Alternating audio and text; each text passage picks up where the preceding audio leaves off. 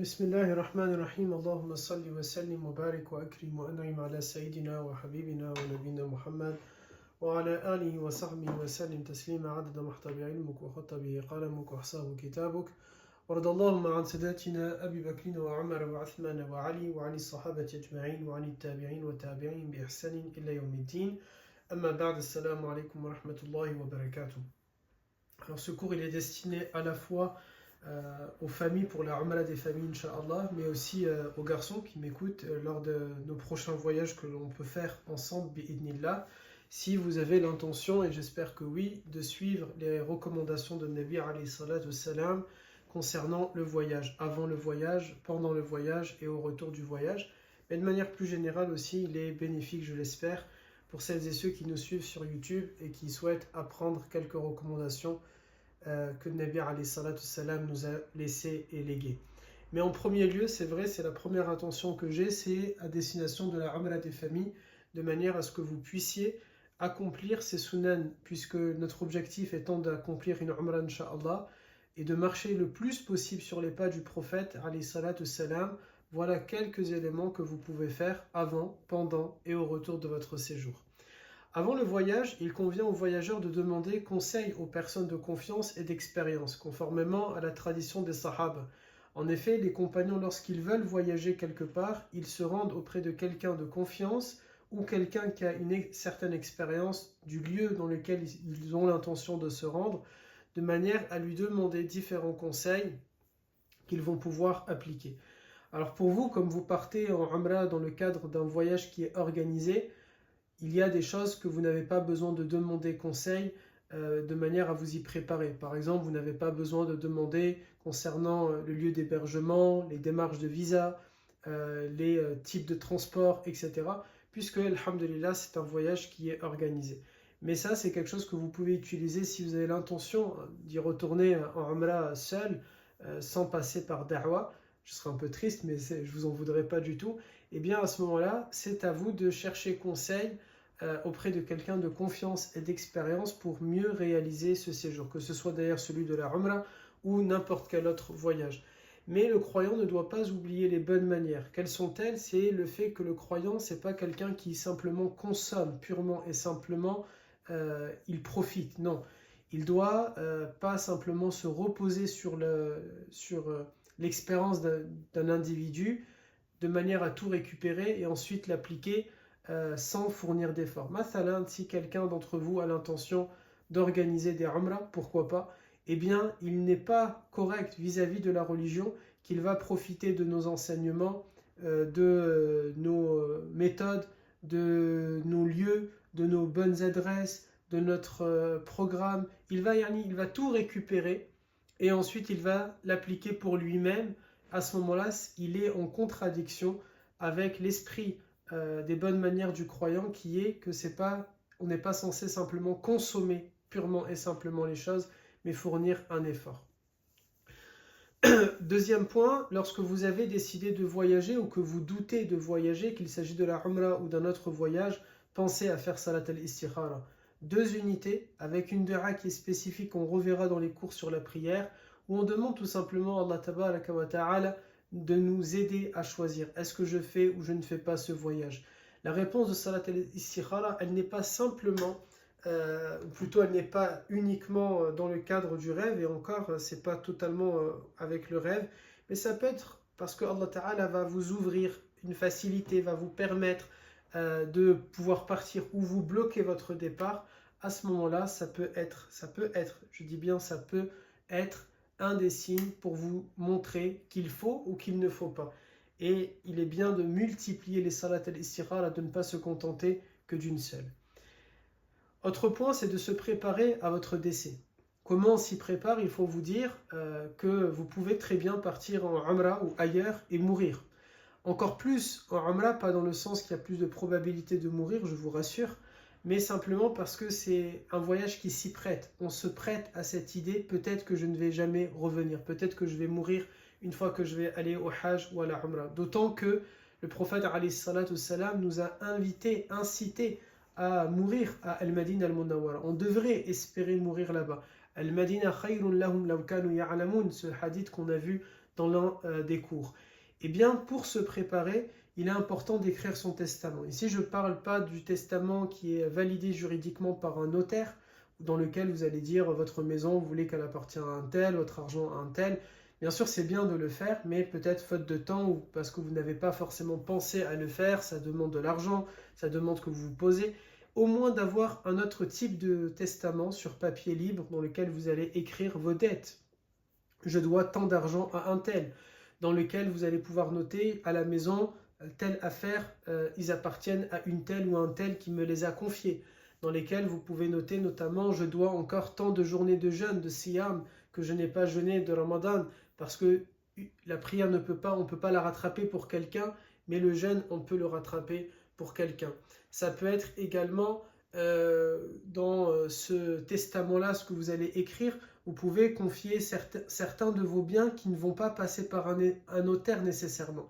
Mathalan, votre bibliothèque, vos habits, ce que vous voulez qu'on en fait, quelque chose qui vous était cher, votre portable, etc. etc.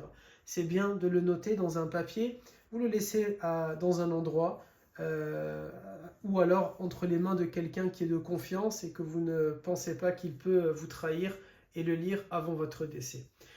Lorsqu'on prépare sa mort, c'est également de chercher à demander pardon et à réparer ses torts auprès de ceux qu'on a blessés, soit directement en demandant pardon avant de partir, ou bien si on n'ose pas parce qu'on a commis une injustice ou un tort qui est tel qu'on n'ose plus aller voir cette personne-là et lui demander pardon, au moins de faire beaucoup de dua et d'espérer que Allah Ta'ala mette l'envie de pardonner à cette personne dans son cœur.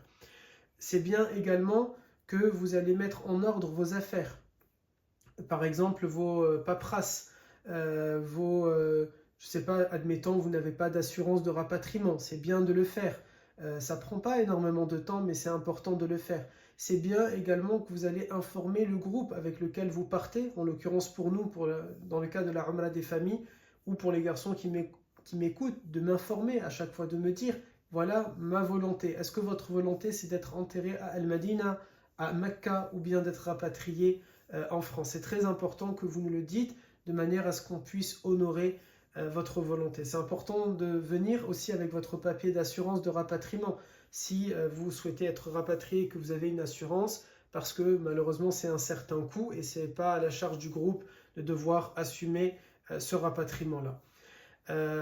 Aussi, il est de la sunna d'informer les gens de son absence. Alors là, je ne l'ai pas noté dans l'écran que vous voyez, je l'ai inclus dans préparer sa mort. En réalité, on n'est pas obligé de mourir pour faire ça, mais vous devriez informer les gens de votre absence et de la période de votre absence. Soit vous envoyez un message groupé, soit vous informez les gens, ou bien vous faites dans votre messagerie, tout simplement, je serai absent de telle période à telle période. Si ce n'est parce que vous vous inquiétez qu'il y ait un cambriolage, que des gens viennent chez vous, qu'on vous vole votre voiture ou ceci, cela, si vraiment ça vous inquiète, alors il n'y a pas de mal de ne pas informer les gens. Mais l'idée d'informer, c'est pourquoi? C'est de manière à ce que les gens, et notamment vos proches, ne s'inquiètent pas de votre absence soudaine ou que vous ne répondez plus, que vous êtes sur messagerie. Enfin, l'autre point, c'est de vous fixer des objectifs. Ces objectifs, quels sont-ils? Fixez-vous des objectifs avant de partir. On est à peu près à 50 jours avant de partir en Umrah avec vous les familles, Inch'Allah. Et les garçons qui voyagent avec moi souvent et beaucoup, à chaque voyage, je répète la même chose, avant de partir, fixez-vous des objectifs. Des objectifs soit spirituels, de ibadah, c'est l'objectif qu'on s'est donné dans le dernier cours, souvenez-vous les familles, on a donné l'objectif, essayer de rattraper 50 jours ou 60 jours de prière. Ça peut être aussi des objectifs par rapport à la maison. Je veux, par exemple, vous allez vous dire, je veux tout ranger à la maison, je veux je vais faire la cuisine, la chambre, le salon à fond. Ça peut être des objectifs au niveau des papiers administratifs. Je vais refaire ma carte bleue, je vais changer de banque, je ne sais pas. Des choses que vous vouliez faire, c'est bien de les faire avant de partir. Et notamment, maintenant on est à 50 jours du départ, c'est mieux de les faire le plus tôt possible pour partir en Umrah avec l'esprit tranquille. C'est bien aussi si vous donnez des objectifs durant la Umrah, durant votre voyage, de vous fixer par exemple un certain nombre de rattrapages de prières, de vous fixer un certain nombre de pages à lire. Ça peut être du travail. Ça peut être par exemple, vous avez envie de travailler sur un projet personnel ou sur le travail, eh bien vous vous fixez ces objectifs-là à faire, des livres que vous voulez lire, des leçons que vous voulez apprendre, des passages de la vie de Nabi alayhi salatu salam ou des sciences islamiques, peu importe, c'est à vous de vous fixer vos propres objectifs. À vous de vous fixer vos propres objectifs, désolé. Aussi des objectifs pour le retour, de vous dire quand je vais revenir, Inch'Allah, voilà qu'est-ce que je dois faire. C'est bien de se les fixer avant de partir. Pourquoi? De manière à ce que votre esprit est reposé et tranquille lorsque vous serez en Umrah. Que vous ne pensez pas trop à votre retour parce que vos affaires, elles sont en ordre et vous savez exactement ce que vous allez faire. Mathalan, vous voulez déménager et c'est quelque chose que vous allez faire au retour, ou bien vous avez déménagé et vous avez des travaux à faire au retour. Tout ça, si tout est bien organisé, voilà qu'est-ce qu'on va faire avant de partir. Voilà qu'est-ce qu'on va gérer à distance, si c'est des choses que vous voulez gérer à distance. Et voilà qu'est-ce qu'on va faire quand on va rentrer. Alhamdulillah, quand on a ces objectifs qui sont bien fixés, eh bien ça aide à savourer l'instant T, le moment de la Umrah qui est très important. Ensuite, vous avez le point sur la permission de voyager. Est-ce que je dois demander la permission avant de voyager? Je dois la demander uniquement à ceux qui ont une autorité sur moi. Des parents pour un enfant qui est mineur, ou bien l'État si jamais j'ai une interdiction de quitter le territoire. À ce moment-là, oui, je dois demander la permission à l'État français, ou bien je dois demander la permission à mes parents si je suis un mineur. Se pose la question de la femme, puisque certains ont dit que la femme n'a pas le droit de voyager sans l'autorisation de son mari. C'est totalement faux. La femme peut voyager sans l'autorisation de son mari. Quand on parle de ça, c'est simplement une question d'organisation. Mais au même titre que c'est pour une question d'organisation, l'homme ne peut pas voyager sans informer sa femme. Imaginons les deux, ils ont des enfants. C'est évident que l'un et l'autre ne vont pas faire leur vie séparément comme ça, et les enfants ne seront pas... Enfin, qui va s'occuper d'eux? Mais il faut se mettre d'accord, savoir est-ce qu'on voyage seul, est-ce qu'on voyage ensemble, si on voyage au même moment, ensemble ou séparément, qui va s'occuper des enfants, etc. C'est juste une question d'organisation, tout simplement. Il n'y a donc pas l'histoire que la femme ne peut pas voyager seule. Est-ce qu'elle peut voyager sans mahram? Également, elle peut voyager sans mahram. Le hadith qui évoque le fait que la femme doit voyager avec un mahram, c'était à une période bien précise, dans un contexte bien particulier, où il y avait un vrai danger pour la femme de voyager seule.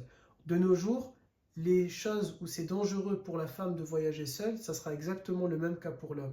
Une femme qui voyage seule, je ne sais pas, actuellement au moment où je fais la vidéo au Liban, c'est dangereux à cause du contexte. Ben, c'est également dangereux pour un homme. Vous voyez, l'homme ne sera pas plus protégé. Être dans certains quartiers dangereux en France, c'est dangereux autant pour la femme que pour l'homme.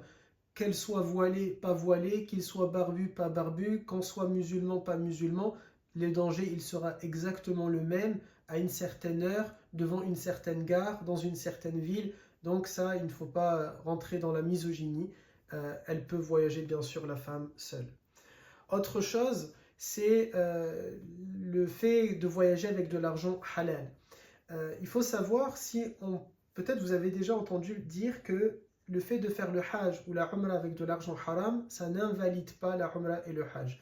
Sur ce point-là, pour qu'on soit bien précis, en islam, si je prends par exemple les ablutions al-wudu, si j'ai l'odo, actuellement j'ai l'odo, qu'est-ce qui me fait annuler al-wudu? C'est le fait d'aller aux toilettes ou d'avoir un gaz, d'avoir des flatulences ou bien de passer au sanitaire. Tout ce qui va sortir de mon corps, par exemple comme l'urine, va faire que je vais perdre mes ablutions. Si maintenant je dis, qu'est-ce que je peux donner comme exemple? Je vais dire, j'ai sauté dans de la boue. C'est sale, je suis censé aller me faire propre avant de faire ma prière, mais ça n'a pas annulé mes ablutions. Par contre, si je fais la prière avec de la boue, peut-être il y a un risque que ma prière ne soit pas acceptée par Allah Azza wa Jal pour des questions de propreté, mais en soi, j'avais mes ablutions. Partir en Umrah ou Hajj avec de l'argent haram, c'est vrai que ça n'annule pas la Umrah et le Hajj, mais ça fait qu'on n'est pas récompensé. Et donc, au final, ça revient au même. Ça ne vaut rien. Mais est-ce que ça a annulé la Umrah? Je ne peux pas dire oui comme ça. Mais est-ce que ça l'a récompensé? Non. Je redis, je pars avec de l'argent haram en Umrah ou au Hajj. Est-ce que Allah Ta'ala me récompense? Non. Est-ce que ce Hajj ou cette Umrah est accepté par Allah? Non. Est-ce que j'ai même un tout petit peu de hasanat? Non. Mais est-ce que ça a annulé la Umrah? Non, non plus. Tout simplement, ça n'annule pas mon voyage religieux, mais je n'aurai aucune récompense dans ce voyage-là. Et ça ne sera pas compté comme quoi j'ai accompli mon obligatoire en faisant le Hajj ou bien la Umrah. Qu'est-ce que l'argent haram? C'est l'argent qui a été gagné de manière illégale, j'ai escroqué, j'ai trompé, j'ai triché, j'ai volé. Eh bien ça c'est de l'argent qui est haram et il faut donc veiller à ne pas voyager avec de l'argent qui sera haram. Autre point, c'est le fait qu'il faut désigner un amir, un responsable dans le groupe. En effet, le prophète sallallahu alayhi wa sallam, dans un hadith rapporté par Abu Sa'id al-Khudri et par Abu Huraira, il dit sallallahu alayhi wa sallam, si 3 individus partent ensemble en voyage, qu'ils désignent l'un d'entre eux comme étant un amir, comme étant un responsable. Ce amir, idéalement, il faut qu'il soit considéré comme étant le meilleur du groupe, pas sur le plan de la foi, ça il n'y a que Allah Ta'ala qui le sait, et personnellement pour ceux qui m'écoutent de la Umrah des familles, je ne pense pas être le meilleur dans la foi, mais c'est le meilleur dans l'organisation, c'est le meilleur dans le fait de prendre les décisions, ça sera le meilleur pour essayer d'apaiser au cas où il y a des tensions, le meilleur pour prendre la bonne décision au bon moment quand il le faut. C'est dans ce sens-là qu'il s'agit du meilleur du groupe, ou celui dont les gens ont le plus confiance, le plus à même, dans le cadre de la Umrah des familles, vous m'avez choisi comme étant votre responsable dans le sens que c'est moi qui a cette connexion-là parce que je suis le prof de votre frère, de votre fils, de votre cousin, etc. C'est plutôt dans ce sens-là. Il faudrait que ce responsable-là, donc ça, une charge sur mes épaules, prenne les bonnes décisions, justes et valides sur le plan de la loi républicaine, mais aussi sur le plan de la religion. Et il faut, c'est en tout cas dans le hadith de cette manière-là, Nabi alayhi salam et l'islam nous enseignent, on doit obéissance à ce amir, à ce responsable. Alors je vous rassure, je ne suis pas votre big boss, votre big chef, votre patron, et vous êtes libre de vos mouvements, de vos pensées, de vos actes et de vos gestes, et alhamdulillah. Mais c'est quoi dans l'obéissance? C'est dans le sens qu'il ne faut pas semer de fitna. C'est le rôle du responsable de fixer un programme et c'est au groupe de s'en tenir. C'est le rôle du responsable de dire là c'est le moment, voilà l'heure du rendez-vous. Et c'est le rôle du groupe de s'y tenir. Parce que si chacun y met de son grain de sel et si chacun souhaite changer et modifier, le groupe ne peut pas bien fonctionner. C'est donc dans ce sens-là qu'il faut obéir. Mais c'est pas dans le sens j'ai pas le droit de manger ce que je veux, j'ai pas le droit de dormir, j'ai pas le droit de... vous êtes libre en soi. Mais l'organisation, il faut obéir à cette organisation. Ça veut dire quoi, encore une fois? Si moi, mon programme, c'est de vous dire le rendez-vous est à 10h et on retournera à l'hôtel à 14h, si vous n'avez pas envie de venir avec nous, c'est votre problème et vous faites ce que vous voulez et vous êtes libre, mais vous n'aurez pas le droit de changer ce programme-là, c'est-à-dire d'interférer et de dire à tout le monde non, venez, on va faire différemment. Ou bien de vous imposer en disant non, Ousted, il ne faut pas le mettre à cette heure-là, il faut le changer, il faut faire de cette manière-là. Ça, par contre, ce n'est pas quelque chose qui est recommandé dans la sunna. Évitez de rechercher la polémique et la fitna. Et à ce moment-là, ici, c'est quoi? C'est dans le fait qu'il ne faut pas, on l'avait vu la dernière fois dans le cours, constamment chercher la polémique, constamment chercher à redire et à refaire et à changer les choses. Lorsque par exemple le responsable va donner un cours, chercher à dire non c'est pas comme ça, non c'est comme ça, non c'est de cette manière-là.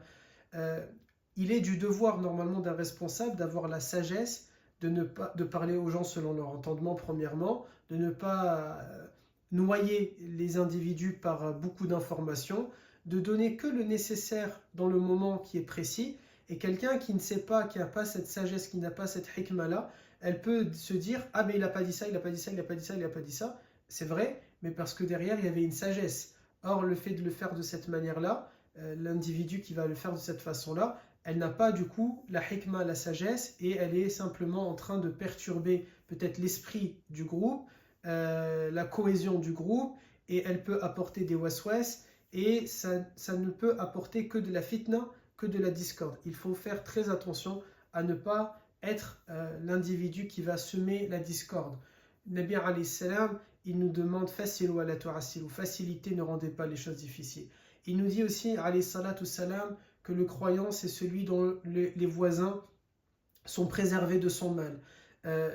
Et le croyant c'est quelqu'un qui est profitable à ses sœurs et à ses frères et qui n'est pas en train de leur apporter de la gêne ou bien de la difficulté. C'est important s'il vous plaît qu'il n'y ait pas de fitna, qu'il n'y ait pas de discorde dans le séjour et dans le groupe. Autre chose, ce qu'on appelle le pot commun. Les compagnons avaient l'habitude, lorsqu'ils voyagent, de définir qu'est-ce que l'on va payer ensemble et qu'est-ce que chacun va se payer soi-même. Généralement, eux, quand ils voyagent ensemble, ashab al-salaf, salih, eh bien, ils décident que le transport et la nourriture, c'est un pot commun. Nous, dans le cadre de la umrah des familles, ou bien les garçons, lorsqu'on part en voyage, vous savez à l'avance, toujours, voilà, qu'est-ce que est pris en charge dans votre tarif et qu'est-ce qui ne l'est pas. Et il faut s'en tenir à ça, dans le sens que, enfin quand je dis il faut s'en tenir à ça, les repas sont compris. Maintenant, si quelqu'un décide de ne pas manger avec le reste du groupe, eh bien c'est son problème, mais il n'y a pas un remboursement concernant ce repas-là. Si nous on a décidé d'aller manger du poulet et du riz, parce que dans mon organisation j'ai fixé que c'était poulet et riz à ce moment-là, et que vous n'avez pas envie, il ne faudrait pas normalement que vous apportez une discorde dans le groupe et de commencer à vouloir tout le monde en parler et de venir et de dire « Oustad, on a décidé qu'on ne va pas manger poulet et riz. On a décidé que c'était mieux de manger de ça. » Ça ne va apporter que de la dissension, que de la discorde, que de... Imaginons si on avait... Parce que j'ai choisi à l'avance les lieux où on va manger, Inch'Allah. Pourquoi j'ai fait ça? Parce que imaginons, on est 25 personnes.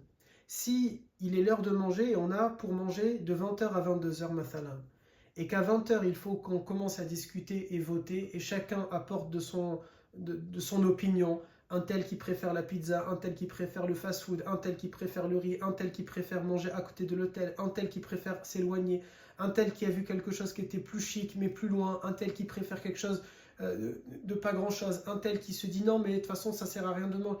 Et ça devient très vite n'importe quoi. Pendant une demi-heure, on va parler, et ça ne sert à rien. Mais moi, dans l'organisation, je sais exactement les endroits où on va aller manger. Si quelqu'un maintenant il ne veut pas manger dans cet endroit-là, il est libre, il peut aller manger où il le souhaite, c'est pas un problème. Juste, il n'y aura pas de remboursement concernant ce repas-là, parce que tout a été organisé à l'avance. Aussi, concernant le pot commun, il y a des choses qui ne sont pas prises en charge par le groupe. Et à part ce qu'on vous a dit, et c'est machallah normalement déjà énormément, il ne faut pas donc s'attendre à ce que le reste soit pris en charge. Mathalan, quelqu'un qui a un coup de barre dans la journée, il va aller se chercher un café, ça ce n'est pas pris en charge. Donc c'est à lui d'aller le faire de lui-même et de ne pas abuser par rapport à cela en pensant que c'est au groupe ou à l'organisation ou à l'organisateur de le prendre en charge. Qu'est-ce que je devais dire? Juste je vérifie que j'ai rien oublié concernant ce point-là. Non, c'est bon. Ensuite, on a la bonne compagnie. La bonne compagnie, c'est le fait que le prophète, alayhi salatu salam, il nous dit dans un hadith, un seul voyageur est accompagné de shaitan. 2 sont accompagnés de 2 shaitans. 3, ils vont former un groupe. Ça veut dire quoi cette parole-là? Elle signifie que c'est pas haram de voyager seul, c'est pas haram de voyager à 2, mais c'est préférable de voyager à partir de 3 personnes. Parce que dès qu'on est 3, eh bien, il y a moins de risques qu'on va commettre al-haram. D'autant et surtout si on a choisi une bonne compagnie lors de ce voyage-là. Quelle est la bonne compagnie? L'islam définit la bonne compagnie comme étant celui ou celle qui rejette tout ce qui est mauvais. Quelqu'un qui, lorsqu'il voit un haram, il dit ça ne m'intéresse pas. Et il va s'éloigner. Ça, c'est la bonne compagnie. C'est quelqu'un qui a un joli caractère, un joli akhlaq, quelqu'un qui n'est pas désagréable, quelqu'un qui n'est pas pénible, quelqu'un qui casse pas la tête, quelqu'un qui a une bonne mentalité, quelqu'un qui ne parle pas trop et qui ne parle pas assez, quelqu'un qui est marrant, quelqu'un qui sait être sérieux quand il faut l'être et joyeux quand il faut l'être. Quelqu'un, il a vraiment un joli caractère, alhamdulillah. Quelqu'un, la bonne compagnie, l'islam le définit aussi comme étant quelqu'un qui connaît sa religion. Parce que la personne qui connaît sa religion, elle va savoir ses limites. Elle sait quelles limites elle ne doit pas dépasser, quelles choses elle ne doit pas transgresser. Et ça, c'est quelque chose qui est important pour voyager en bonne compagnie. Et bien sûr, idéalement, quelqu'un qui est religieux, religieuse, qui tient ses prières à l'heure, qui parle de manière convenable et correcte de Allah Azza wa Jal, qui ne parle pas de la religion juste pour s'y croire, juste de cette façon-là, et qui parlerait sans science. Ensuite, on a connaître le fiqh et la loi. L'islam nous demande que nul n'est censé ignorer la loi, on dit la loi républicaine, et c'est vrai également pour la religion. Il est important, et d'autant plus lorsqu'on fait la Umrah et le Hajj, c'est même une obligation quand on veut faire la Umrah et le Hajj, de connaître le fiqh du Hajj ou le fiqh de la Umrah. On ne part pas en Umrah ou en Hajj sans le savoir. Sur ce point-là, alhamdulillah, vous êtes déjà à 10 cours, je crois, au total, avec plus de 25 heures de mémoire qui sont en train d'être réalisées, plus les vidéos que je vous fais comme ça à distance, faute de temps et par peur de ne pas avoir assez de temps de manière à tout voir. Donc sur ce point-là, je ne m'inquiète pas. Il y a par contre le deuxième point, parce que ce cours-là, il n'est pas que si vous faites la Umrah ou le Hajj, ça peut également vous servir si jamais vous devez voyager, par exemple, je ne sais pas, dans n'importe quel pays. Eh bien, il est de la sunna de connaître la loi, les règles, les us et coutumes du pays dans lequel vous allez aller. Pourquoi? Parce qu'Allah Ta'ala dit « Wala tasubbu alihatahum » n'insultez pas leur religion. Si je ne sais pas que dans la foi chrétienne, c'est mal poli, mal élevé, et c'est même une insulte de rentrer dans une église avec la tête couverte par une casquette ou un chapeau, eh bien je vais offenser nos sœurs et nos frères chrétiennes et chrétiens. Et comme je vais les offenser, peut-être que eux, par vengeance, ils vont insulter l'islam ou Allah Azza wa Jal, et ça sera de ma faute. De la même manière que chez les chrétiens, c'est pas correct de rentrer avec la tête couverte, de la même manière, je vous rassure, nos sœurs, ils ne verront pas mal si vous rentrez avec un voile, mais ils le verront mal si vous rentrez avec un chapeau ou une casquette. De la même manière, c'est pas correct de rentrer dans une synagogue alors qu'on a la tête découverte. Au contraire, dans une synagogue, eh bien, on met une kippa parce que c'est dans leur croyance, dans leurs us et coutumes, dans leurs préceptes, dans leurs principes, et c'est comme ça, et c'est un respect. Et si on ne le fait pas, alors peut-être, par vengeance, par chauvinisme, eh bien, ils vont insulter l'islam ou Allah Azza wa Jal, mais simplement parce que voilà, ils vont se sentir heurtés. De la même manière que peut-être quelqu'un qui va rentrer dans une mosquée ou bien se rendre à la Kaaba et il va manquer de respect, nous offenser. Peut-être que des musulmans, par esprit de vengeance, ils vont vouloir se moquer des autres religions. Et pour éviter cela, eh bien, il est important que la croyante et le croyant connaissent les lois, les us, les coutumes et les croyances du pays dans lequel il se rend.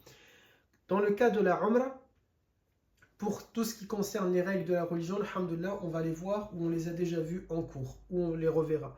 Pour ce qui est de la loi, eh bien, il faut se dire, parce qu'on n'a pas le temps d'étudier toute la loi de l'Arabie Saoudite, mais dites-vous, ce sont l'ensemble des règles religieuses. Tout ce qui est haram en islam est interdit en Arabie Saoudite. Mathalan, vous n'avez pas le droit de boire de l'alcool en Arabie Saoudite. Mathalan, vous n'avez pas le droit de voler. Vous n'avez pas le droit de tuer. Vous n'avez pas le droit de commettre une infraction. Vous n'avez pas le droit de dépasser la limitation de vitesse, etc. etc. Et tout ce qui est interdit sur le plan de l'islam est interdit en Arabie Saoudite. Autre point maintenant. Avant le voyage, le voyageur doit se remettre en question afin de mesurer justement son intention. Pourquoi je voyage? Pourquoi je pars? Est-ce que c'est pour Allah Azza wa Jal ou pour que les gens me félicitent? Est-ce que c'est pour Allah Tabaraka wa Ta'ala ou bien c'est parce que je veux avoir le statut de mu'tamir, de quelqu'un qui a fait la Umrah ou de Hajj?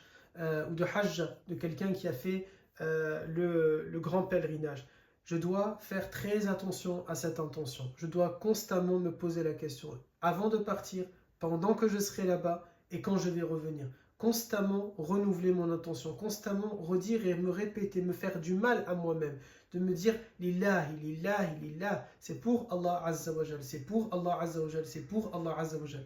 Et de vivre en conformité avec cette parole-là. Si je dis c'est pour Allah Azza wa Jal, alors je ne dois pas chercher à attirer l'attention sur moi. Je ne dois pas chercher à être le centre de l'attention. Je ne dois pas constamment parler de moi, constamment raconter ma vie, mes problèmes, mes soucis. Sinon, ce n'est pas pour Allah Azza wa Jal en réalité que je pars, mais c'est pour avoir un public. Je ne dois pas me donner en spectacle quand je suis sur place. Sinon, ce n'est pas pour Allah Azza wa Jal que je suis parti, mais c'est pour que les gens me regardent, m'observent. Alors, je ne dois pas, quand je vais revenir, mathalan, je ne sais pas, mettre mon statut Facebook en disant j'ai accompli la Umrah. Sinon, se pose la question, est-ce que je l'ai réellement fait pour moi, pour plaire à Allah Azza wa Jal, ou bien c'est pour autre chose? Je dois donc toujours me poser ce genre de questions. Pourquoi je suis en train de faire? Si je prends mon exemple, quand on a filmé, quand je suis parti tout seul, j'ai jamais filmé ou snappé quand j'étais seul, pour alhamdulillah, les 4 que j'ai accomplis tout seul, mais quand j'étais avec les garçons, on a filmé. Mais pourquoi? Parce qu'on a eu besoin, j'ai ce besoin-là, déjà on filme toutes nos activités, et il fallait montrer. Voilà comment les umrah elles peuvent se faire avec da'wah. Et alhamdulillah, ça vous a donné, celles et ceux qui nous regardent et qui font partie de la umrah des familles, l'envie de nous accompagner. Quand on sera avec vous en umrah des familles, Reda et d'autres, ils vont filmer, Inch'Allah. Mais ils vont filmer pourquoi? Parce qu'il va falloir fabriquer ce petit film qui peut donner et réveiller l'envie à d'autres de venir. Mais le but n'est pas de chercher à être le personnage principal dans la vidéo. D'ailleurs, on nous voit rarement, et vous allez le voir, on ne va pas nous voir plus que ça. Le but, c'est de savoir son intention. Chacune et chacun connaît son intention. Et il doit veiller à son intention et surveiller son intention. Et jamais, ni moi ni vous, on devrait se dire « Non, ça y est, moi je suis sûr de mon intention ». Là, au contraire, je dois faire cette surveillance accrue. Pourquoi? Parce que les actes ne valent que par leur intention. Si mon intention elle a basculé, elle a changé, alors malheureusement c'est la validité de ma umrah ici qui est en jeu et sa récompense. Autre chose, il est recommandé de voyager plutôt le jeudi et le lundi et de façon absolue de partir plutôt tôt le matin ou bien très tard dans la nuit au dernier tiers de la nuit. Alors pour nous, à l'aller, on part ni un jeudi ni un lundi, désolé, on part pas très tard dans la nuit et on part pas très tôt. Donc on remplit pas du tout cette règle-là pour le départ.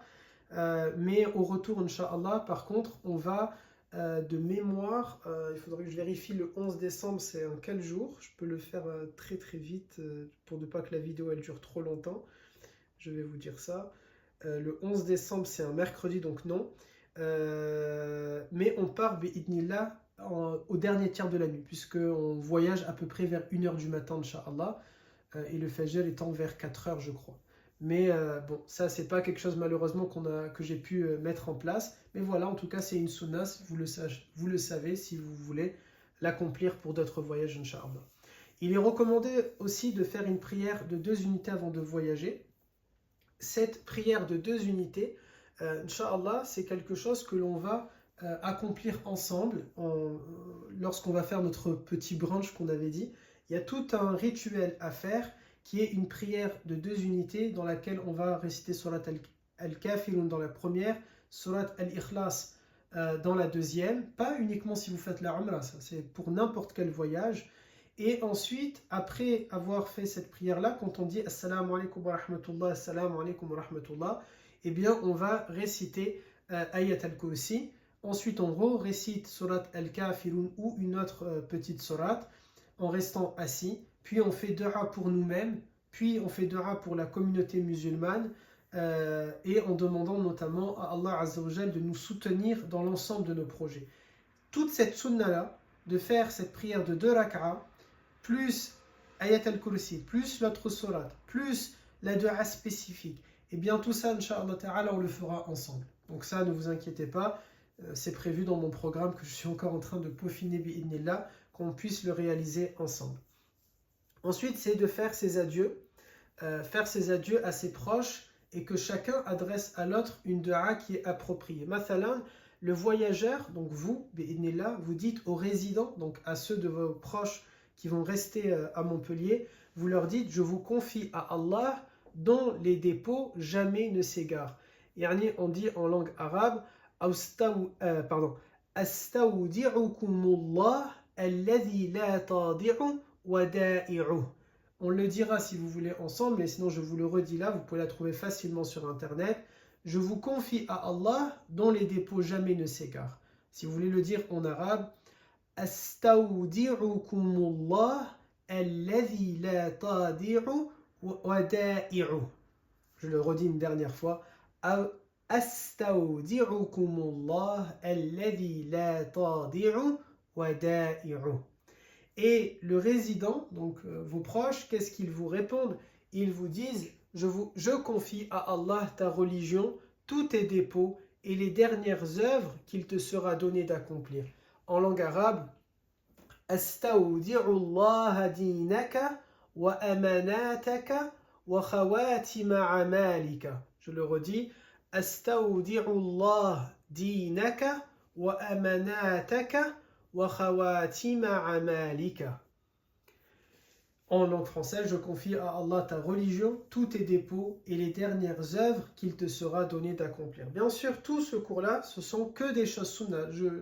De mémoire, je suis en train de réfléchir tout ce que je vous ai dit depuis tout à l'heure. Non, il n'y a rien normalement d'obligatoire dans tout ce que je vous ai donné. C'est uniquement, et normalement dans toute la suite, uniquement de la sunna, uniquement des rites sunna. Ensuite, il est recommandé à ceux qui vont saluer le voyageur, donc vos proches, de vous demander de faire dua en leur faveur. Ils peuvent, dans le cas de la Umrah aussi, vous demander de saluer le Nabi alayhi salatu salam pour eux. Et lorsque vous serez devant la tombe du prophète, de dire Assalamu alayka ya Rasulallah an, plutôt Allahumma salli alayka ya Sayyidi ya Rasulallah. Allahumma salli alayka ya Sayyidi ya Rasulallah. En langue arabe, je vous le redonnerai parce qu'il est dans le fascicule, je ne veux pas vous dire de bêtises. Mais si je le dis en langue française, Ya Rasulallah, je te transmets le salam de la part d'un, et vous dites les différents prénoms, ou bien Ya Rasulallah, je te passe le salam de la part de tous ceux qui m'ont demandé de te transmettre le salam. Vous pouvez vous voyez aussi le prophète, il n'y a pas de mal. Ya Rasulallah, je vous transmets le salam de la part de tous ceux qui m'ont demandé de vous transmettre le salam. En langue arabe, je vais vérifier parce que je ne veux pas vous induire en erreur. Un jour d'ailleurs, Omar ibn al-Khattab, il a demandé au prophète alayhi salam, est-ce que j'ai l'autorisation de partir faire la Umrah? Le prophète lui a dit oui, bien sûr tu peux. Et le prophète lui a dit, Ya Akhi, ô mon frère, ne nous oublie pas dans tes du'a, ne nous oublie pas dans tes invocations. Et Omar ibn al-Khattab a dit au sujet de ça, et là je vais citer Omar ibn al-Khattab, il dit, en parlant du prophète, il a dit une parole qui me rendit si heureux que rien ne pouvait égaler cela, pas même les biens de ce bas monde. Et donc ça, non seulement ça montre la modestie du prophète qui demande, alors qu'il est khayru khalqillah, mais il demande à ses élèves, à son élève, Omar ibn al-Khattab, fais-moi dua. Non seulement ça montre la modestie du prophète, mais et ça nous oblige nous-mêmes à être modestes, mais en plus de ça et en parallèle, ça nous montre cette sunna. Lorsque quelqu'un va voyager, eh bien, on lui demande, fais-nous dua, fais-moi dua, ne m'oublie pas dans tes dua. Pourquoi? Parce que les dua du voyageur sont plus susceptibles, il y a plus de probabilité qu'elles soient acceptées. Au moment de partir également, il est de la sunna de faire une sadaqa.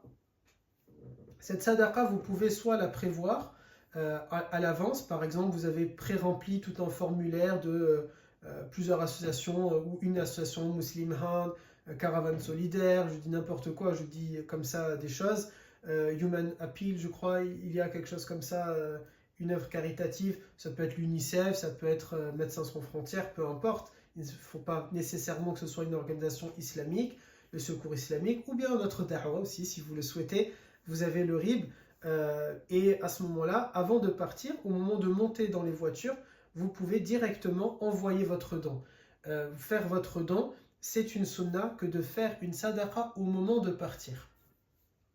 Et ça peut être, par exemple, je réfléchis, si on passe à côté d'un pauvre, bah, vous auriez pu lui donner, mais comme on ne sera pas dans un lieu, le lieu du rendez-vous, où il n'y aura pas nécessairement des pauvres, l'idéal étant de préparer à l'avance. Si jamais vous ne pouvez pas le faire en ligne et vous voulez le faire en espèces, alors le seul choix que vous pouvez avoir, ça peut être soit bah, vous le donnez à un de vos proches en lui disant tiens, amène-le à un pauvre s'il te plaît, ou bien ça peut être, vous pouvez me le donner en espèces le jour du départ. Ça sera considéré, donc vous avez fait la sadaqa à ce moment-là, donc vous respectez la sunna ici. Et Da'wa l'utilisera bien sûr vis-à-vis des 8 bénéficiaires de la sadaqa, c'est-à-dire par exemple le nécessiteux, le pauvre, l'orphelin, etc., etc. Il est de la sunna aussi de dire avant de sortir de chez soi le jour du départ, c'est d'ailleurs une dua que vous pouvez dire à chaque fois quand vous quittez votre maison, c'est la même dua, de dire dans la version brève Bismillah tawakkaltu ala Allah wa la hawla wa la quwwata illa billah. Je répète Bismillah tawakkaltu ala Allah wa la hawla wa la quwwata illa billah. Au nom d'Allah, je me remets à Allah, il n'y a de force et de puissance que par Allah. Ce genre de dua, c'est peut-être bien de les écrire et de les accrocher devant la porte. De dire voilà, Bismillah, tawakkaltu ala Allah, wa la hawla wa la quwwata illa billah. Parce que ça fait partie des sunnas. Dans la version la plus longue, vous pouvez dire Allahumma inni a'udhu bika an adilla aw adilla, pardon, aw azilla, aw uzalla, aw azlima, aw uzlama, aw ajhal, aw yujhala alayya. C'est-à-dire, désolé pour mon accent qui n'est pas arabophone, ô Allah, je cherche protection auprès de toi pour que je n'égare personne ou que je ne sois égaré, pour que je ne commette aucune faute ou qu'on ne m'incite à en faire, pour que je n'oppresse personne ou que je ne subisse une oppression, pour que je ne sois injuste envers personne ou que je ne subisse une injustice de personne. Et subhanallah, on voit ici la beauté de la ilaha illallah. Parce que si le croyant appliquait cela, ou plutôt si on était sur des plateaux télé, on pourrait dire, normalement le croyant, quand il va dehors, vous voyez une jeunesse musulmane qui fait n'importe quoi dans les transports en commun, ou bien le comportement parfois nauséabond de notre communauté dans un supermarché ici ou là, eh bien imaginez subhanallah, c'est de leur rappeler, normalement vous êtes censé faire cette invocation, de dire à chaque fois que vous êtes sorti tout à l'heure de chez vous, oh Allah, je cherche protection auprès de toi, pour que moi personnellement je n'égare personne, pour que moi personnellement je ne commette aucune faute, pour que moi personnellement je n'oppresse personne, pour que moi personnellement je ne sois injuste envers personne. Mais subhanallah, on voit dans notre communauté beaucoup qui vont commettre de l'oppression, qui commettent des fautes, volontairement d'ailleurs, qui sont injustes volontairement, etc., etc. Voilà pour la partie avant le voyage. Ensuite, il y a des choses à faire pendant le voyage. Pendant le voyage, et notamment dès le jour J où on est en train de partir, lorsque vous allez monter dans la voiture ou dans le premier moyen de transport qui est le vôtre, ça peut être l'avion, mais nous on va le faire dès qu'on va monter dans la voiture, Inch'Allah, eh bien on va dire Bismillahirrahmanirrahim en s'installant. Puis, Alhamdulillah, puis on fait la dua du voyageur. Alors là, normalement, au moment où j'enregistre le cours, c'est le jour où je vous ai dit, Inch'Allah, je prendrai les audio guides et donc je vous ferai répéter en disant Allahu Akbar, Allahu Akbar, Allahu Akbar, Subhanalladhi sakhkhara lana hadha wa ma kunna lahu muqrinin wa inna ila rabbina lamunqalibun. Allahumma inna nas'aluka fi safarina hadha al-birra wat-taqwa ومن العمل ما ترضى اللهم هون علينا سفرنا هذا وأتوي عنا بعده اللهم أنت الصاحب في السفر وخالفة في الأهل اللهم إني أعوذ بك من وعثاء السفر وكابة المنظر وسوء المنقلب في المال والأهل. C'est-à-dire, on demande ici, j'ai pas mis toute la traduction, donc je pourrais vous la donner bi'idnillah, mais on demande à Allah Ta'ala que ce voyage soit un voyage qui va être uniquement avec des choses halal, qui va être un voyage où il n'y a pas de fatigue, qui va être un voyage où on va être en sécurité, où on va commettre que des actes que Allah tabaraka wa ta'ala va agréer. On lui demande d'être notre compagnon dans ce voyage-là. Quand on dit notre compagnon, dans le sens que notre esprit est constamment lié à Allah Azza wa Jal, constamment dans l'ibada, dans l'adoration, etc., etc. Ensuite, la sunna veut que le groupe, si on part en groupe, le groupe s'entraide lorsqu'ils voyagent ensemble, comme lorsqu'ils échangent ensemble. C'est quoi cette aide? Cette aide, elle ne doit pas être déséquilibrée.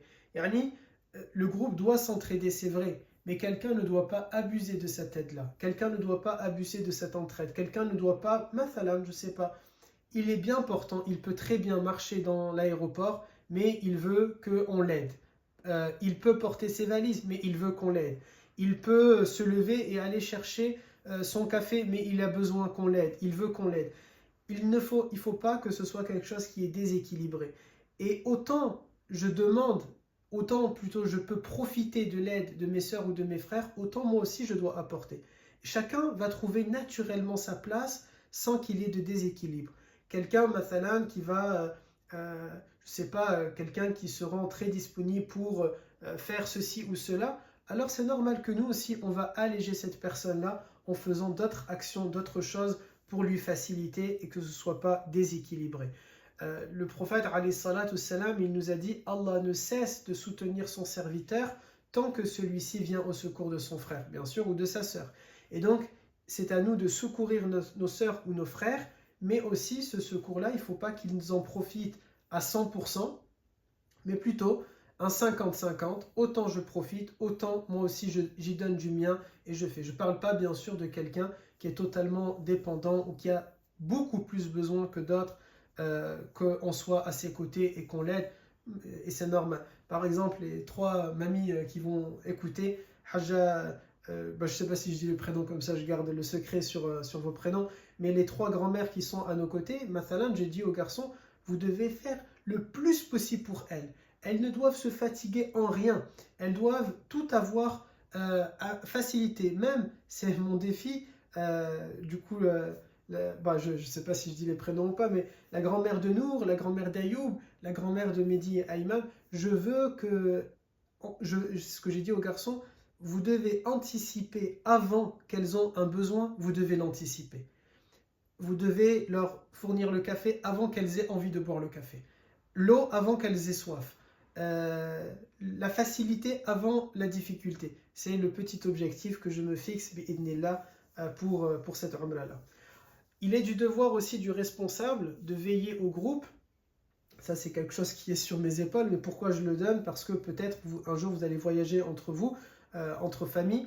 Bien, les garçons, un jour, Inch'Allah, vous allez fonder votre foyer et voyager avec vos proches.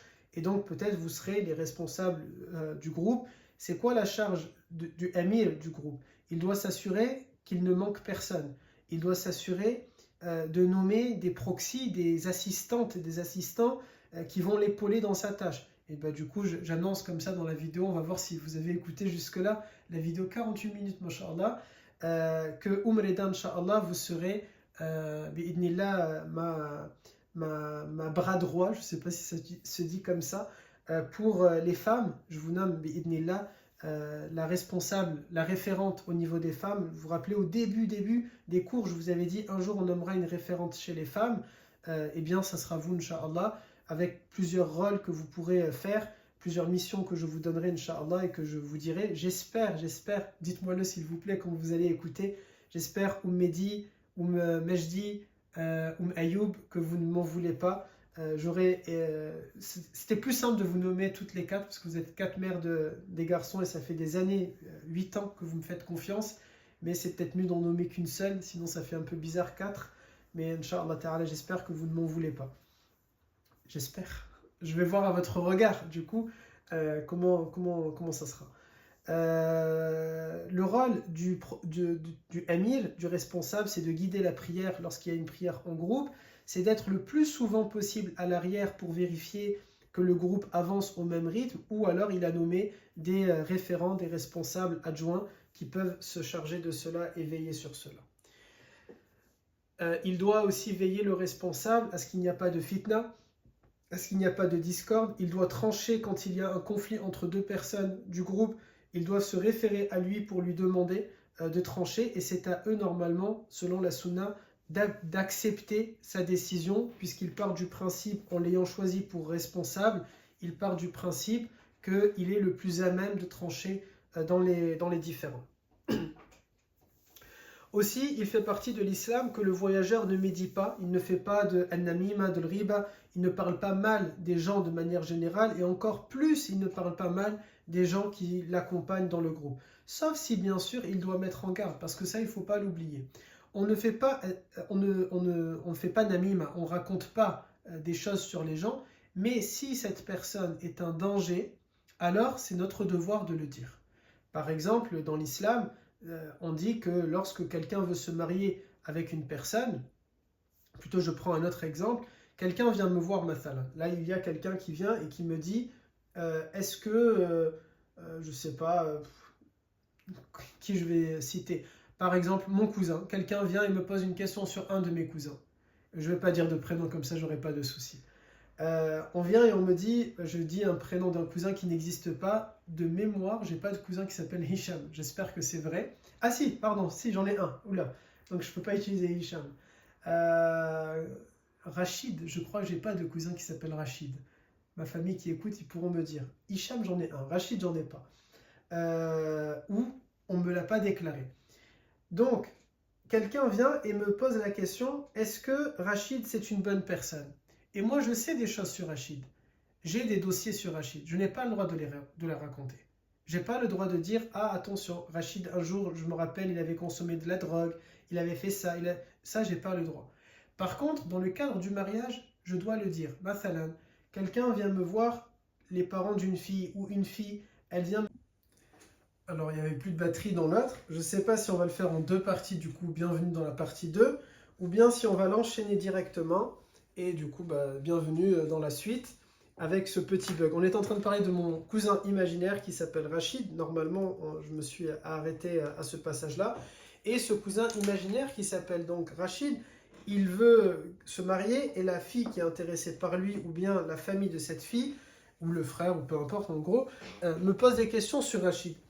Eh bien, je dois dire des informations sur Rachid, mais uniquement les informations qui peuvent nuire à cette fille-là. Si Rachid, un jour, il a consommé de la drogue, je ne vais pas le raconter à cette fille-là. Parce que, khalas, c'était son passé.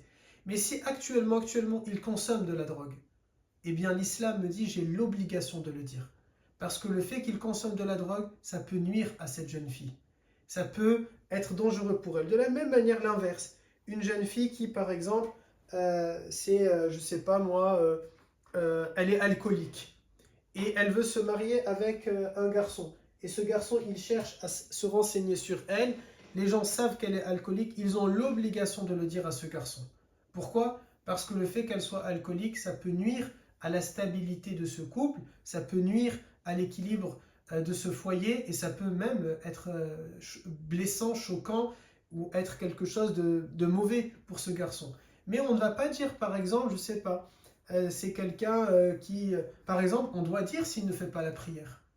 On doit le dire, pourquoi? Parce que selon, si on a envie en tout cas de respecter les recommandations ou les règles du prophète alayhi salatu salam, le croyant, il ne peut épouser que quelqu'un qui fait la prière. Et la croyante, elle va épouser que quelqu'un qui fait la prière. Si je ne dis pas que cette personne-là, elle ne fait pas la prière, alors je vais laisser quelqu'un se marier avec un fasiq ou une fasiqa, avec une perverse ou un pervers, selon les règles de l'islam. Quelqu'un qui ne prie pas, il est fasiq. Et donc, j'ai l'obligation de le dire. Mais maintenant, si la personne, je ne sais pas, alors je prends un péché où ça n'a pas d'impact dans la vie du couple,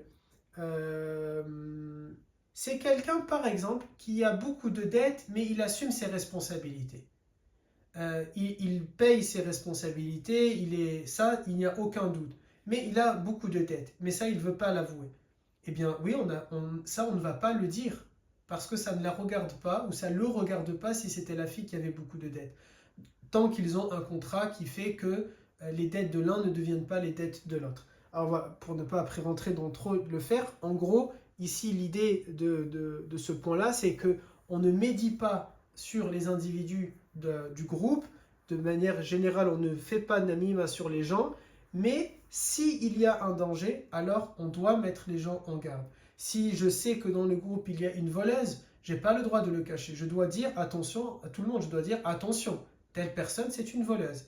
Si je sais que quelqu'un est toxique, je dois le dire attention, ne fréquentez pas trop cette personne parce qu'elle va être toxique pour vous et ça va perturber votre voyage, etc. etc. Allah Ta'ala nous dit dans Surat At-Tawbah, le verset 199, fais-toi conciliant. Ça veut dire quoi ici le tafsir de cela? C'est le fait que quand on voyage en groupe, eh bien on doit, ou même si on n'est pas en groupe, enfin plutôt si c'est pas un voyage, mais juste on est de sortie avec des personnes qu'on connaît, il nous faut être doux et bienveillant avec les autres. Il nous faut être vraiment hnin de cette manière-là, doux avec les gens, parce que Allah Ta'ala nous demande cela. Mais il faut par contre qu'on préserve notre dignité. C'est-à-dire on est bienveillant et on est doux avec les gens, mais il ne faut pas que ça tombe dans l'abus. Il ne faut pas que les gens abusent de notre générosité, de notre temps, de notre patience. Non, il faut savoir dire stop. Il faut savoir mettre des barrières, sinon malheureusement ensuite on va payer par rapport à ça, payer dans le sens que ça va être... on va se rendre malade, ça va être compliqué pour nous, ça va être pesant pour nous, et ça, c'est pas l'objectif et c'est pas le but. Ensuite, il est de la sunna de faire le takbir lors des montées et le tasbih lors des descentes, c'est-à-dire lorsqu'on est en train de monter, par exemple l'avion lorsqu'il va décoller, il est de la sunna de répéter Allahu Akbar, mais à voix basse. Donc je sais pas, j'ai clashé personne dans ce cours-là, on va clasher qui? Ayoub par exemple, je ne dis pas lequel de Ayoub. Eh bien on ne crie pas bien sûr dans l'avion Allahu Akbar, imaginez les gens ils vont s'inquiéter, ils vont avoir peur, d'autant que c'est quelque chose qui est utilisé maintenant malheureusement par des gens qui se disent musulmans pour faire des actes qui sont horribles. Alors imaginez si nous tous on est en train de crier Allahu Akbar, même moi je vais avoir, Wallah je suis musulman et je vais avoir peur si j'entends plein de gens se mettre comme ça à crier Allahu Akbar. Ça dépend le vol. Si je fais un vol Istanbul-El-Madina, si je fais un vol directement vers Jeddah, ça ne va pas me choquer. Parce que je sais que les gens là, ils partent faire une Umrah ou quelque chose comme ça. Si je fais un vol vers Tanger, vers Fès, je pense que ça ne va pas me choquer. Parce que je vais vers un pays à majorité musulmane. Mais si je fais un voyage comme ça et je suis en train de crier Allahu Akbar, surtout si je suis tout seul, ça peut être très, encore en groupe, peut-être un peu, je sais pas. Les deux me paraît bizarre. Mais alhamdulillah, dans tous les cas, la sunna nous dit que c'est à voix basse. Donc c'est pas juste pour plaire aux autres. La sunna nous dit de le faire à voix basse. On monte, on dit Allahu Akbar, Allahu Akbar, Allahu Akbar, le plus possible, jusqu'à ce que l'avion, vous savez, jusqu'à qu'ils mettent là les petits voyants, on peut enlever nos ceintures. Généralement, c'est à peu près le moment où ils arrêtent de monter. Et de faire le tasbih au moment de l'atterrissage, lorsqu'on est en train de descendre, de répéter Subhanallah, Subhanallah, Subhanallah. Si on fait une escale, ou même par exemple si vous vous arrêtez dans une station-service, lorsque vous êtes en train de voyager, vous êtes sur la route, eh bien il est dans la sunna de faire une invocation spécifique qui dit A'udhu bi kalimati Allahi tammati min sharri ma khalaq. Je répète, A'udhu bi kalimati Allahi tammati min sharri ma khalaq. Je cherche refuge auprès des paroles parfaites d'Allah contre le mal de ce qu'il a créé. Il est aussi recommandé de multiplier le plus possible les du'a durant toute la durée de votre voyage, comme on avait dit tout à l'heure, parce qu'elles sont plus à même d'être acceptées quand vous êtes un voyageur que si vous étiez un résident. Il faut veiller à la bonne humeur durant le voyage, à la bonne entente. Il y a un hadith notamment qui dit que le prophète, à un moment donné, il part vers Khaybar. Il y a un compagnon qui s'appelle Salama ibn al-Akwa'. Il se met à réciter des poèmes. Vous savez, les Arabes étaient beaucoup des sha'ir, beaucoup des poèmes. Ils aimaient la poésie et récitaient des poèmes. Pour celles et ceux qui pensent que les musulmans n'aiment pas l'art. Et le prophète, quand il entend ça, il demande c'est qui est en train de faire ces poèmes. Ils lui disent c'est Salama ibn al-Akwa' et il va dire qu'Allah lui fasse miséricorde, qu'Allah le bénisse. Et ça montre que le prophète aimait ce genre de bonne humeur, ce genre de bonne entente. Alors, on va éviter que Ayman il va chanter pendant le séjour, mais tout simplement être joyeux, apporter de la bonne énergie. Et masha'Allah, dans le groupe, il y a des personnes qui sont ainsi. Par exemple, Hafida, Tata Hafida, si tu entends jusque-là, ben, voilà, la preuve, est-ce que tu as écouté? Tu dois me dire, j'ai entendu ce passage-là. Masha'Allah, elle dégage une bonne énergie, elle nous fait rire. Bien sûr, c'est pas la seule, mais vous êtes nombreuses, bien sûr, quasiment tout le monde. Je ne veux pas dire qu'il y en a qui ne dégagent pas de bonne humeur, ça serait bizarre, mais il y en a, ils dégagent une bonne humeur qui est encore plus que les autres. Et alhamdulillah, c'est très bien que ce soit de cette manière-là. Aussi, c'est servir les personnes les plus âgées ou les plus honorables selon nous. Par exemple, les tabi'in, les élèves des élèves du prophète, ils avaient l'habitude de toujours servir les compagnons. Pourquoi? Parce qu'ils disaient ils sont plus honorables que nous. Ils ont été les élèves du prophète, alayhi salam. Eh bien, nous, on va le faire tout à l'heure, je disais, avec les 3 mamies du groupe. Ça peut être pour n'importe quelle personne, dès lors que vous allez vous dire elle mérite plus d'honorabilité, de respect, alors je vais essayer de prendre soin de cette personne-là. Aussi, pendant le voyage, c'est de ne pas oublier d'adorer Allah, bien sûr, quel que soit le voyage que l'on fait. Les garçons avec qui j'étais en Turquie, on a fait en sorte qu'il y ait beaucoup de ibadah, par exemple. Et encore plus s'il s'agit de la Umrah et du Hajj. Je dois surtout pas négliger al-ibada. Alhamdulillah, Allah Ta'ala il nous a facilité al-ibada durant le voyage, avec le taqsir de la prière, c'est-à-dire le raccourcissement des prières de Dhuhr, Asr et Isha qui passent de 4 à 2 raka'a, avec le fait de pouvoir regrouper dans des conditions qu'on verra les prières de Dhuhr et Asr et de Maghrib et Isha. Allah Ta'ala nous a facilité le fait de pouvoir prier assis. Allah Ta'ala nous a facilité ce qu'on avait vu dans un cours de Tahara, al-mas' al-khufayn, le fait de passer l'eau sur la chaussette mouillée, sur la chaussure. Alhamdulillah, il y a beaucoup de facilités. Ces facilités ne doivent pas nous faire perdre de vue que l'on doit absolument faire beaucoup de ibadah, surtout dans le cadre de la Umrah et du Hajj. C'est très important. Autre chose, en cas de voyage où on compte camper, c'est-à-dire on compte dormir avec des tentes, je vous rassure, dans le cadre de la Umrah, on ne le fait pas. Si on l'aurait fait pour le Hajj, on le fait à Mina, mais elles sont bien délimitées. Mais comme c'est un cours pas uniquement pour la Umrah et le Hajj qui peut vous servir ailleurs, si vous avez l'intention de bivouaquer, eh bien à ce moment-là, c'est préférable selon la Sunna de ne pas le faire sur des voies de passage, de ne pas le faire en plein milieu d'une route, en plein milieu d'un chemin ou aux abords directs du chemin, parce que les gens passent et vous pouvez tout simplement leur couper le passage.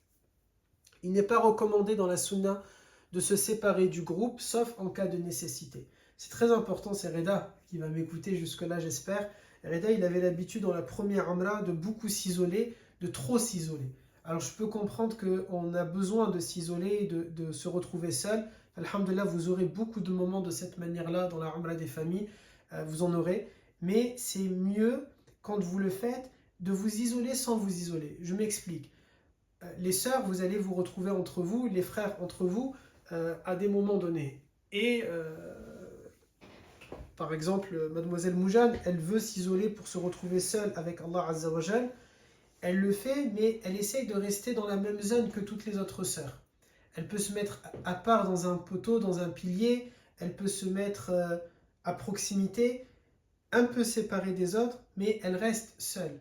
Parce que déjà c'est plus simple lorsqu'on veut se retrouver, mais aussi c'est selon la sunna, puisque le prophète alayhi salam, il dit dans un hadith rapporté par Abu Tha'laba al-Kashini, il dit, sallallahu alayhi wa sallam, plutôt c'est ce compagnon-là, il raconte, oui c'est ça, c'est la parole du prophète alayhi salam, où Nabi alayhi salam, il dit, votre éparpillement dans ces vallées et ces gorges n'est qu'une suggestion de shaitan.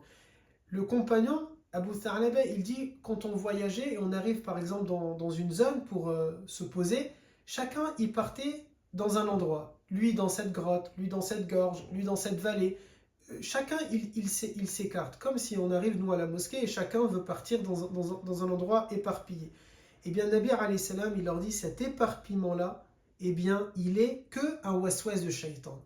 C'est important qu'on garde cette cohésion et ce groupe. Parce qu'il y a plus de baraka et il y a plus de risques quand on est en groupe. Mathalan, et c'est connu, il y a plus de risques à manger ensemble, en groupe, que de manger seul. Il y a plus de risques lorsque on est une jama'a, une assemblée, que si on était seul. À nous de trouver maintenant cet équilibre. Je reste seul dans des moments parce que c'est très important et moi-même je vous le recommande, mais que ce côté seul, il ne soit pas un isolement. Parce que quand je lève ma tête, je vois mes sœurs ou je vois mes frères qui sont juste à côté de moi. Quand c'est l'heure de partir, un simple geste de la référente, Inch'Allah Umreda, ou du référent pour moi, et ça y est, je peux le voir et on peut s'en aller. Mais alhamdoulilah, j'étais pas totalement seul. Et ça, si on regarde les autres hadiths, vous savez, il y a des hadiths qui nous racontent qu'après cette parole du prophète, les compagnons, c'est bien sûr ce que je vais dire, c'est une image caricaturée, mais c'est leur mot. C'est le mot, par exemple, dans le hadith rapporté par Ahmed, c'est de cette manière-là qu'il le dit. Il dit, après cette parole, les compagnons sont restés tellement collés les uns aux autres, de peur de tomber dans ce waswas-là, qu'ils auraient pu prier sur un seul tapis. Tellement ils sont serrés les uns aux autres. Je vous rassure, on ne va pas se coller et se serrer à ce point-là, mais trouver un équilibre, bi'idnillah. Enfin, maintenant, on passe au retour du voyage. Au retour du voyage, c'est bien déjà de refaire tous les actes qu'on a mentionnés au début, lorsqu'on a dit, avant de partir en voyage, on fait la prière, et on fait les différents du'a, on dit Bismillahirrahmanirrahim en s'installant. Tout ça, c'est bien de le refaire puisqu'on retourne, on est de nouveau en voyage, le temps d'arriver jusqu'à chez nous. Ne vous inquiétez pas, on le fera bien sûr ensemble et je vous le répéterai, avec notamment dans la du'a du voyageur où on va ajouter une petite parole. Vous savez, cette du'a du voyageur dans laquelle on était en train de dire Allahu Akbar, Allahu Akbar, Allahu Akbar, celle que justement je vous ai dit. Je n'ai pas la traduction là avec moi, mais je vous la donnerai, Inch'Allah. Eh bien, on rajoute juste une parole à celle-là. On dit Aibuna ta'ibuna hamiduna ila rabbina raji'un. On rajoute à cette parole que on revient vers Allah Azza wa Jal en étant satisfait et en bonne santé, etc. Je vous donnerai également la traduction exacte. Il est préférable qu'au retour d'un voyage aussi, on retrouve nos proches le jour d'arrivée directement. C'est-à-dire que c'est mieux, là les Reda, Ayoub, Mehdi, Mejdi, qui vont écouter Nour, qui vont écouter ça, ils vont se dire ah tiens, mais ils font pas ça d'habitude, ils rentrent de voyage et ça peut arriver qu'ils partent en voyage. On revient de voyage et ça peut arriver qu'on réenchaîne avec une activité. Mehdi, Abou Reda également, ils vont peut-être se poser cette question-là. Et Abu Ayoub, c'est vrai, pardon, on n'applique pas trop cette sunna-là, mais Inch'Allah Ta'ala, à partir de maintenant, au moment où je suis en train de faire la vidéo, Inch'Allah, c'est un défi que je me fixe d'appliquer cette sunna-là. La sunna, c'est que quand on revient de voyage, généralement, on ne ressort pas. On reste un peu, au moins un temps, avec ses proches. Quand on dit ses proches, il y en a au moins ceux avec qui on vit à la maison, de passer du moment avec eux. Et c'est encore mieux quand on le fait quand on revient de la Umrah. Pourquoi? Parce que selon un hadith rapporté par Saïda Aïcha radiyallahu anha, elle dit dans un hadith de Al-Bayhaqi qu'il y a plus de risques, il y a plus de baraka, il y a plus de récompenses si quand on revient du Hajj ou de la Umrah, eh bien on va rester avec nos proches. Donc Inch'Allah Ta'ala, on va essayer d'appliquer cette sunna-là. De toute façon, on a toute une vie, n'est-ce pas, pour appliquer les choses. On a du mal à tout faire d'un coup. Et c'est l'objectif, on s'améliore au fur et à mesure. Du coup, Abu Reda, Abu Mehdi, Abu Ayoub, Ayoub, Reda, Mehdi. This is a promise. C'est une promesse, si je m'en rappelle. Inch'Allah, je mets une condition, si je m'en souviens. Emportez avec soi quelques cadeaux également, lorsque vous rentrez de voyage, dans une mesure qui est juste. C'est-à-dire qu'il ne faut pas que le voyage se transforme en voyage touristique. Il ne faut pas que ce soit quelque chose où vous êtes simplement en train d'acheter énormément de cadeaux. Trop de cadeaux, c'est pas bon. Il ne faut pas que ce voyage soit touristique. On prend que quelques cadeaux, mathalan pour les enfants, ou bien que pour ceux qui vivent sous le même toit que nous, et le reste, ce n'est pas normalement recommandé de trop faire de cadeaux. La recommandation, c'est quelques cadeaux, et sans que ça devienne un voyage uniquement par rapport à ça. Ensuite, bien sûr, je peux comprendre, c'est beaucoup de thaqafa, la culture. Je sais que dans la culture, ça ne se fait pas de venir les mains vides. Moi, je vous donne voilà, la sunna, à vous ensuite d'en faire ce que vous souhaitez. dans une juste mesure. Donc quelque chose qui est juste mesure. Sachant, en vrai, je n'avais pas prévu de le dire dans le cours, mais maintenant j'y pense. Sachez que parfois, quand on est là-bas, on se dit, tiens, je vais acheter ça parce que ça vient de Mecca. En vrai, ça vient de Chine. Ça vient tout simplement de Chine et de Shine. Yani Shine, le site, et de Chine, le pays. Ça vient de ça. C'est très rare, à part les dates. Les dates, oui, elles viennent de Al-Madine, mais sinon, honnêtement, les tapis de prière, c'est pas. D'ailleurs, même ceux qu'on vous offre de là-bas, regardez l'étiquette.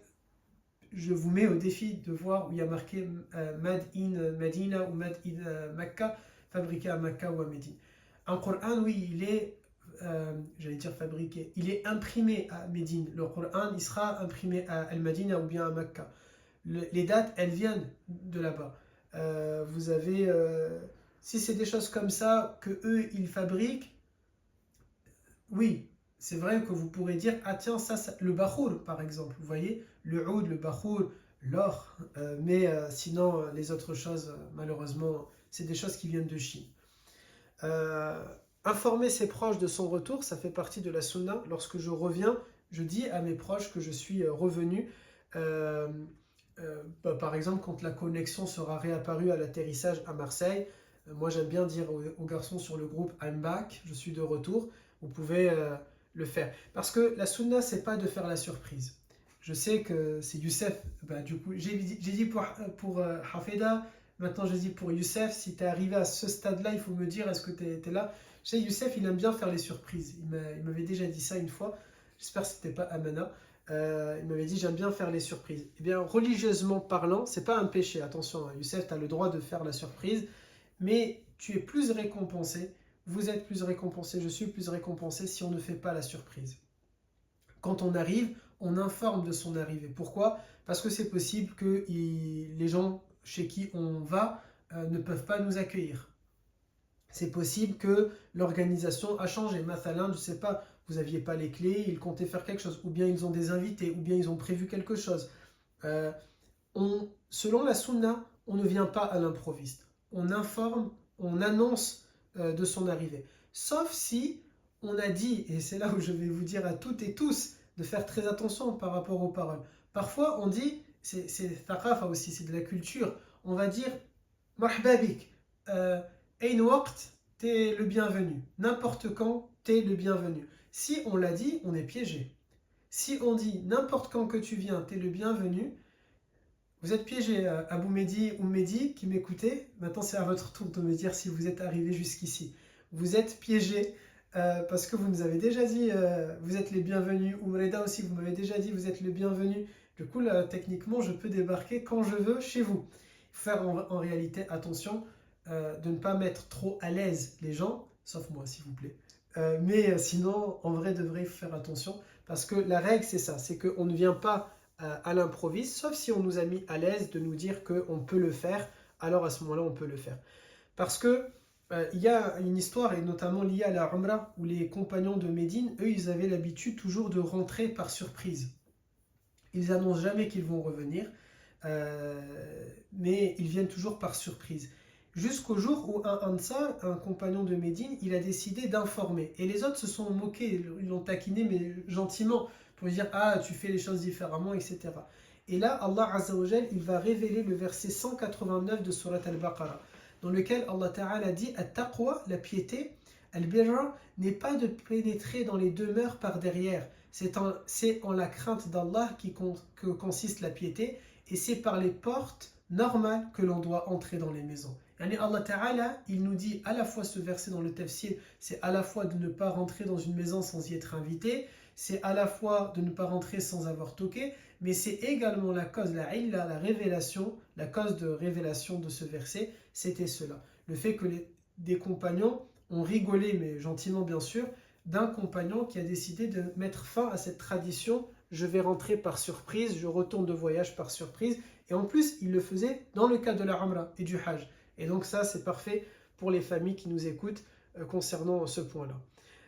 Il n'est pas recommandé aussi de rentrer tard chez soi de retour de voyage. Là aussi, Abou Mehdi, Abou Ayoub, Nour et les autres. Je suis désolé, c'est vrai que parfois ça nous arrive, on rentre très très très très tard.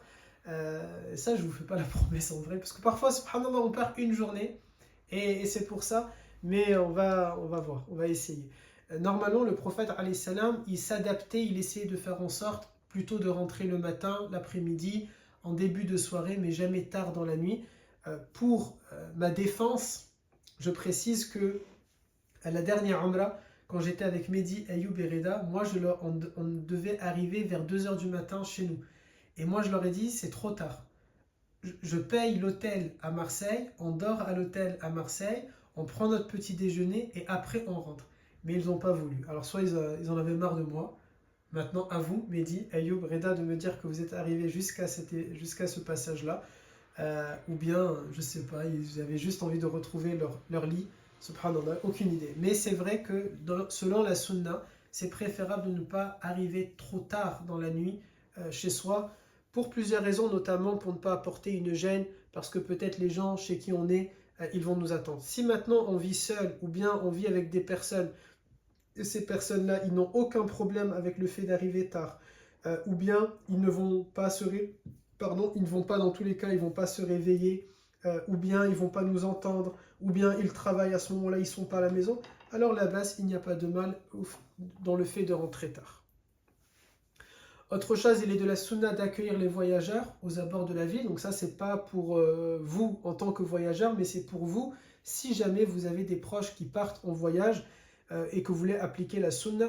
Eh bien, c'est bien de les accueillir soit aux abords de la ville, ou généralement maintenant ce qu'on fait, c'est dans un point qui est fixé de concert avec le voyageur. Et le voyageur, il va vous dire, ah oui, tu peux passer chez moi à tel moment, à telle heure, ou bien directement à l'aéroport, à la gare, etc. Masha'Allah, je me souviens quand les familles de Darwa, vous nous aviez accueillis au retour de la Umrah, c'était vraiment très beau. Même quand j'en parle, j'ai encore des frissons parce que c'était vraiment agréable, magnifique, beau. Ça m'avait énormément touché à ce moment-là. Surtout que pour moi, c'était le premier retour d'une Umrah où j'étais accueilli comme ça. Donc ça m'avait vraiment fait quelque chose. Et ça fait partie de la sunna. Donc peut-être vous l'avez fait sans le savoir, mais ça fait partie de la sunna. Il est recommandé aussi d'accélérer au moment où on aperçoit sa ville, dans la mesure bien sûr où cela est légal et possible. Ça veut dire quoi? Ça veut dire que quand on va revenir de Marseille vers Montpellier, si on peut accélérer, ben on le fait tant que c'est légal. Alors peut-être symboliquement on ralentira un peu et ensuite symboliquement on réaccélère. Je ne sais pas si on s'en souviendra, mais c'est quelque chose qui est faisable et réalisable. Il est de la sunna de passer à la mosquée au retour d'un voyage afin d'accomplir 2 rak'a. Et à défaut de passer à la mosquée, parce que c'est vrai que ça peut être contraignant, on va revenir vers 10h du matin, plutôt un peu plus tard. On arrive à Montpellier vers midi, je crois, ou 13h. On a voyagé, on est fatigué, on transpire, on a envie de se changer, on a envie d'aller se reposer. Donc c'est compliqué parfois de passer à la mosquée dans cet état-là de propreté. Alors c'est pas grave, on peut le faire à la maison, de faire cette prière de 2 rak'a avec les sourates de votre choix. Il est recommandé à la famille des pèlerins d'invoquer en leur faveur en ces termes en disant Allahumma ghfir lil mu'tamir wa liman ghafara lahu al mu'tamir. C'est-à-dire, ô Seigneur, pardonne à celui qui a fait la Umrah et à celui pour qui celui qui a fait la Umrah a demandé pardon. Je répète, Allahumma ghfir lil mu'tamir wa liman ghafara lahu al mu'tamir. Donc pour vous, c'est vos proches qui sont censés faire cette dua-là en vous disant « Oh Allah, pardonne à celui qui a fait la Umrah, yani vous, et à celui pour qui celui qui a fait la Umrah a demandé pardon. » Sous-entendu, ils espèrent que ce soit eux, que vous ayez demandé pardon pour eux. Mais bien sûr, souvenez-vous, c'est chacun est plus à même de demander pardon pour lui plutôt que quelqu'un le fasse pour lui-même.